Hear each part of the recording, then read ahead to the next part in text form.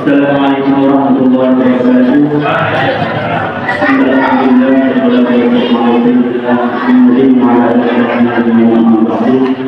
Pada jemaah yang saya hormati, sebelum kita selesai, saya akan bicara sedikit tentang masalah sholat, di mana saya sering menjumpai masyarakat yang kebanyakan memang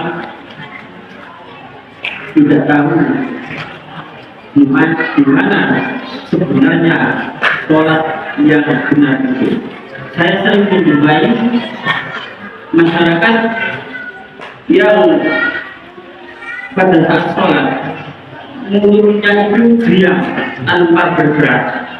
Nah, sedangkan di dalam fikih itu ada dua macam rukun yang harus kita lakukan pada saat sholat, yaitu rukun fi'li dan rukun qauli. Apa rukun fi'li itu? Rukun fi'li itu adalah rukun atau kewajiban yang harus kita lakukan pada waktu kita sholat, seperti takbir, rukuk, sujud, i'tidal dan seterusnya.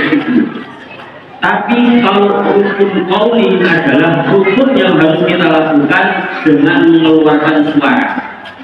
Apa itu? Rukun qauli itu ada 5. Yang pertama yaitu takbiratul ihram. Oke, hati-hati. Allahu Akbar itu harus dengan suara, tidak boleh dalam hati.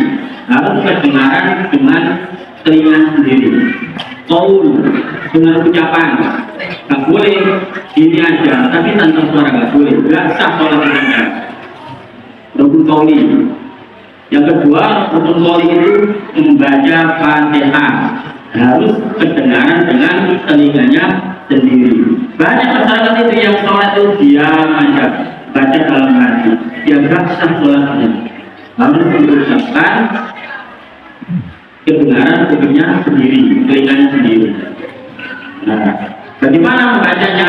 Sesudah imam membaca Al-Fatihah, walil amin, baru imam sunnah itu mengasih jeda sebentar supaya makmum membaca Fatihah.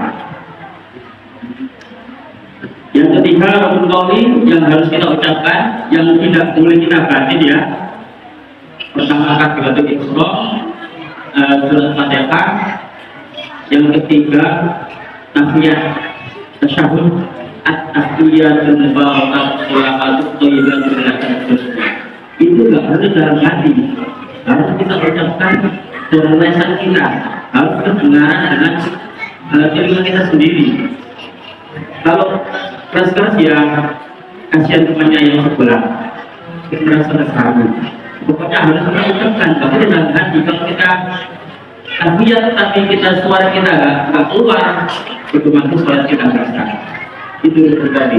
Yang ketiga, yang keempat, rukun qauli itu adalah membaca sholawat dalam tahiyat. Asyhadu an la ilaha illallah wa asyhadu anna Muhammadar Rasulullah. Kemudian kita membaca sholawat untuk sholli ala sayyidina Muhammad wa ala ali sayyidina Muhammad. Begitu aja sebagai kita salam dibantu. Kalau kita teruskan tambah bagus. Nah, jadi yang keempat. Yang kelima, rukun qauli itu adalah salam. Assalamualaikum warahmatullahi wabarakatuh. Nah, itu wajib, harus kebenaran, harus diucapkan, nggak boleh dalam hati. Harus kebenaran dengan sendiri. Banyak yang nggak tahu, ya mungkin kurang membaca atau belajar kebenaran. Ya, rukun qauli dan rukun fi'li. Dan yang kedua yang saya ingin sampaikan berhubungan dengan niat.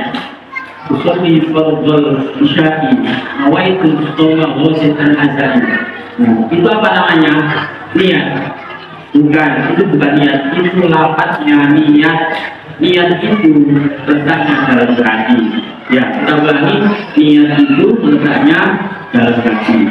Jadi kalau kita niat puasa, mulai habis terawih nanti hati kita niat, saya niat puasa Ramadan, bahasa Jawanya nanti potong sebelum ini atau bahasa Arab atau pokoknya yang kita sendiri mengerti gitu. Kalau kita ucapkan bukan niat, itu hanya lafaznya niat yang hukumnya menurut ulama bermadzhab Imam Syafi'i, niat itu kalau diucapkan itu hukumnya sunnah, nggak wajib. Yang wajib itu niat dalam hati. Jadi sholat Allah hati saja. Saya niat sholat isya jadi maksud lillahi ta'ala. Itu gitu. Kalau kita seperti itu bukan niat. Sekali lagi bukan niat. Cuma itu adalah lafaznya niat. Gimana prosesnya itu kok bisa ada usolli, ada nawaitu sema'udhi, ada nawaitu berdoa.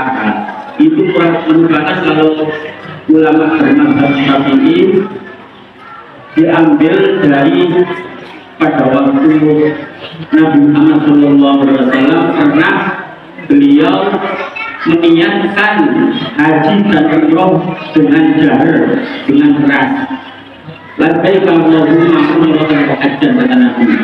Di sebelah Nabi ada sahabat Anas yang beliau sahabat Anas ini mendengar bahwa Nabi niat umroh dan haji dengan suara keras. Nah, di situ para ulama bermadzhab Syafi'i menyimpulkan bahwasanya kalau kita niat apa saja dalam ibadah, kalau dikeraskan itu hukumnya sunnah. Kita lupa Nabi pada waktu beliau niat haji dan umroh, itu namanya qiyas. Sudah hukumkan katakan kalau ada di Quran, hadis, ijma, sepakatan ulama, dan yang terakhir adalah qiyas. Dan niat yang kita lakukan, jahar yang kita keraskan dengan ucapan itu adalah qiyas kepada Nabi pada waktu beliau melaksanakan haji dan umroh. Mungkin itu yang bisa saya sampaikan. Kita lanjutkan, kami akan kita mengaji lagi lebih banyak supaya kita malam. Mohon maaf atas segala kekurangan.